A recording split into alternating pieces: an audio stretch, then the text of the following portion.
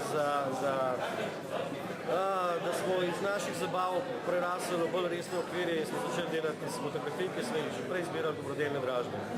In s tem hočemo koristiti tistim, ki so pomoči potrebni. Dražba bo 4. marca ob 18. uri tudi tukaj v galeriji Kresija.